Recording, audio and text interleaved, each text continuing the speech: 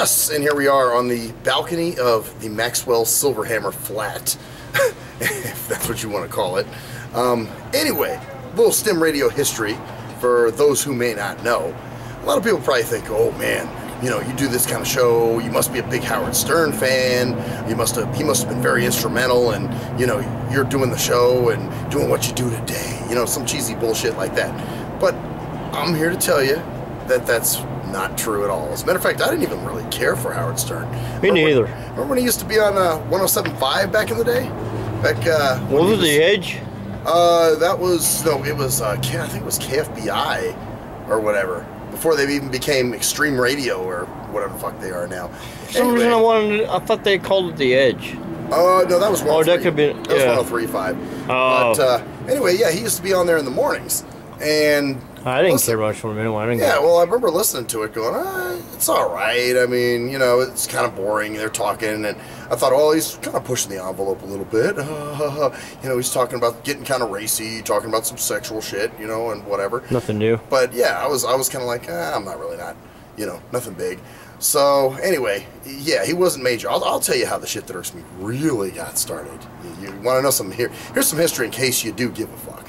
All right, well, okay. Basically, what happened was in 1996, actually, I used to get these, I'd get a tape in my tape recorder and just do these tapes called Shit That Irks Me tapes.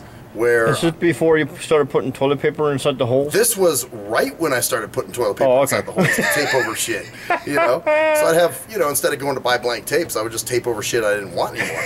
And so what I would do is, yeah, I would just act out and rant about things that pissed me off. And I called them Shit That Irks Me tapes. Well, at one point, I think it was like 2001, my buddy called me and he was like, oh, dude, there's this guy you need to listen to. His name's Mike Gallagher. He's really awesome. Yeah, I think you'd like his show.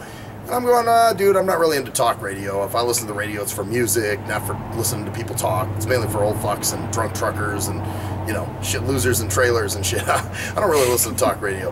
And he was like, oh, man, I'm telling you, you're going to like Mike Gallagher. He's really good. And I'm like, yeah, maybe I'll check him out sometime. So he kept on my ass. He kept bugging me about him. Oh, have you listened to Mike Gallagher yet? No, man, haven't listened to him yet. So finally one night he calls me up. He's like, dude, he's on right now. Just turn him on. And I'm like, okay, I'll turn him on. I'll check him out. And he's like, I'll turn him on right now. And I'm like, okay. So I figure he's not going to let me go until I turn him on. Well, I turn him on and I listen to this motherfucker.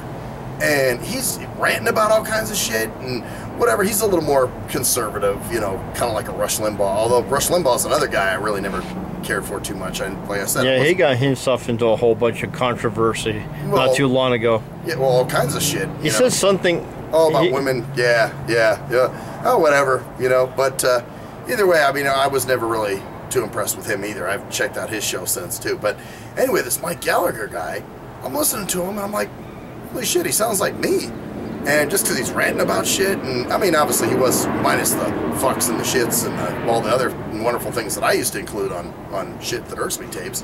But his delivery, for the most part, was like mine. And so I started listening to him pretty religiously. And I remember one night when Mac Metro was my roommate, I had the door, you know, because I told him about him, and I was like, yeah, dude, you have to catch him sometime.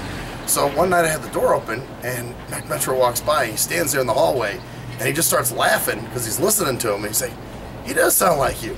And I was like, yeah. So, if anything, it wasn't really Howard Stern that kind of inspired me to push it more towards the radio type feel, but it was actually Mike Gallagher. Because after, you know, listening to Mike so much, I started kind of sort of tailoring my Shit That Irks Me rants and tapes and things more towards his style. And, you know, I wasn't necessarily riding his dick, but, you know, I was just sort of, it was like, oh, hey, it's like a kindred soul, man. You know, us ranting, pissed off people need to stick together.